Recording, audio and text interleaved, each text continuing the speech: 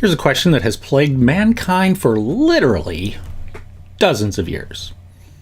Is marketing an art or a science? Hey, this is Steve Miller, better known as Kelly's dad and marketing gunslinger. Thanks for joining me again for another one of my weekly Uncopyable Business presentations. And, this is a question that plagues a lot of us. I think that marketing historically has been treated more like an art. And marketing people tend to get into their work and their job, and they're thinking in terms of things that require creativity and brainstorming and coming up with clever ideas and things like that, which makes it an art. Think about this now. Sales, for example. Would we say sales is an art or a science? And, we could argue that it's both, right? But for the most part, you have to think about that it starts as a science, because in any good sales department or good sales people, they always start with numbers, and numbers begat the perspective or the approach of science. That every year, a company sits down and they say, okay, here are our objectives for this year. Well, the objectives are always sales. The objectives are revenues. And from that, then they go back to the salespeople and they go, okay, you have to help us get that. So sales, well, it could be argued that there is an art to sales. For the most part, it's science. So, marketing historically doesn't have that perspective. Marketing people tend to come in and they're looking at it from a very, very different perspective. And because of that, especially when you look at bigger companies, if we look at bigger companies who have marketing departments and companies who actually have chief marketing officers, CMOs, very often they are coming at it from a perspective of this is more of an art than it is a science. And I will tell you that my stance is that marketing should be just like sales. Everything that has to do with creating a customer, remember, purpose of business is to create and maintain a long-term relationship with customers. And without that, you're dead. You're gone. See, too often I see marketers, and I'm talking about, I was talking about CMOs and large companies, but even in smaller companies, especially when you get smaller companies where, sales have been a really, really big part of the company, and marketing might be coming in later on. They still go into looking at marketing as an art and not a science. And really the bottom line is that it has to drive sales. It has to drive sales. But see, here's how I think that a lot of marketing companies or marketing people tend to look at the approach of creating a marketing strategy. So, like, for example, they kind of come in and people will say, okay, you're in the marketing department, all right. So all right, marketing people, go out and do what marketing people do, and they ostensibly say, we want this to be driving revenues, right? But that's really kind of what they say. So you see, it all starts with the big question mark. The big question mark is, what should we do? What should we do as marketers? So the marketers all sit down, or the marketer sits down, and the marketer starts to brainstorm, right? They're brainstorming, and they're coming up with ideas about what should we do for marketing. And then Eureka, the big idea, comes up, and say, oh, okay, yeah, we know what we should do. Let's go use social media. We're going to use Facebook, right? That's what we're going to use. We're going to use Facebook, or we're going to use some other type of social media, and so let's create a campaign for that, right? And so what do we want to do with that campaign? Well, what we want to do is we want to go get as many eyeballs as we possibly can get. And the way we measure success is that we've gotten, is that we've got a lot of likes. We got thousands of likes. We got maybe thousands of people to share or something like that. And when we do that, then we are very happy, and we report that to our bosses. We report that to our bosses, or if we are the boss, we say, "Hey, that's really, really great." And then down the road, then somebody, whether it is the boss, whether it's you, or whether it's somebody who's above you or something, comes and they say, "Well, okay, where's the, how did we make money?" And the answer often, or too often, is not really sure. But we got we got a lot of eyeballs. That's what we got. See, here's the thing. Marketing and sales, in my not so humble opinion, both have a singular objective. And the singular objective is to drive revenues, to create new customers, to keep old customers, and to drive revenues. That is the pure objective of both sales and marketing. In an ideal situation, the sales and marketing people work in conjunction with each other to make that happen. It's not always an ideal situation, but that's what it needs to end up being.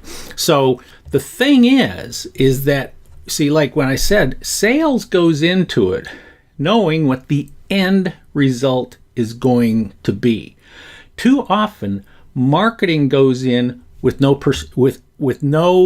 clear picture of what the end result would be.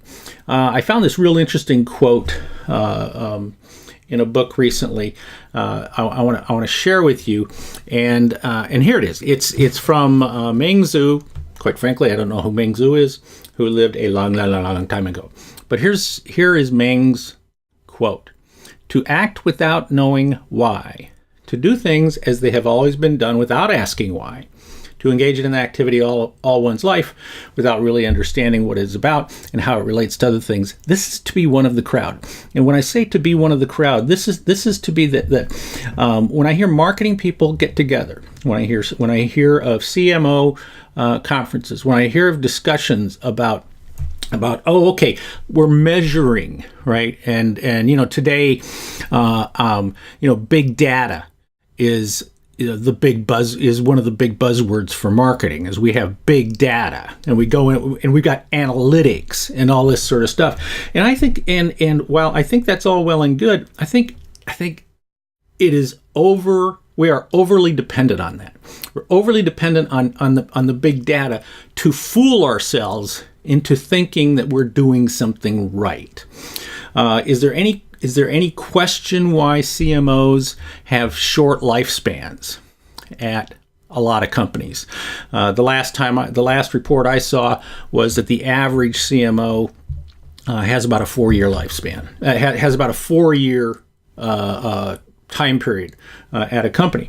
And then what happens? Well, what happens is that the bosses come in and they go, how do you prove the ROI from the last 4 years that you've been with us? And the answer is they can't prove ROI. They can prove eyeballs. That's what they can prove, but they can't prove our ROI. And so the bosses go, "Well, we got to let you go." And everybody's all upset, especially the marketing people, because the marketing people are talking to each other and they're going, "Why don't the bosses understand this? Why don't they understand this? That this is really, really important." Well, guess what? The bosses don't have to understand that. See, I think that anybody who is in charge of marketing needs to have the same expected responsibility that anybody who's in charge of sales. If a sales manager is told to get $10 million in sales in the next 12 months, and at the end of 12 months, they have not hit that $10 million in sales, then the bosses I think, have every right to say either, okay, you better fix this next year, or they say, you're gone. Same thing with marketers. They should be able to say to the marketer, you have to show me how you are able to generate revenues for us. But you see, they often don't do it from the correct perspective. The correct perspective is to go back to the Ming Zhu Quote. Very, very first thing is to act without knowing why. And that too often is what marketing is. It's acting without knowing why. So you see, the question is not, what should we do? The question is, what is the big objective? Okay? What is the company's objective? How many dollars are we expected to get in revenues? And how do we help make that happen? Who is, for example, who is the target market, or who is the moose that we're looking for? Who are those people? And how do we go find them? Now, let me see if I can draw this. Get it? That's a telescope. You get it? That's a telescope. Where are these people? How do we find them? And once we go find them, then what can we? How can we find a? All right, let's see if I can draw this too. All right, this is a person. All right, and we'll say this is their elbow right here. All right, and that elbow hurts. That elbow hurts. How do we find out what hurts for them? Or how do we find out what problem that they have? How do we find out what needs that they think that they already have? Or how do we convince them of a need that they should have that we can help solve for them? And if I go out to this group, if I go out to these people and I'm looking for people who have an agreed need in front of them, right? And if I go out to them and I say, hey, do you have this problem? Hey, does this keep you awake at night? Then what I want to get them to do is I want to get them to, let's see if I can do this. I want to get them to, ooh, wow, that's a really good one. I want to get them to raise their hand. That's what I want them to do. I want to get them to raise their hand and say, yep, that's me. I want you to talk to me. And when they do that, then then we either turn it over to sales, or we help move it along to the direct connection of getting to sales, or maybe even close the sale through the marketing process, and ultimately hit our numbers. Okay, but you see, if we don't have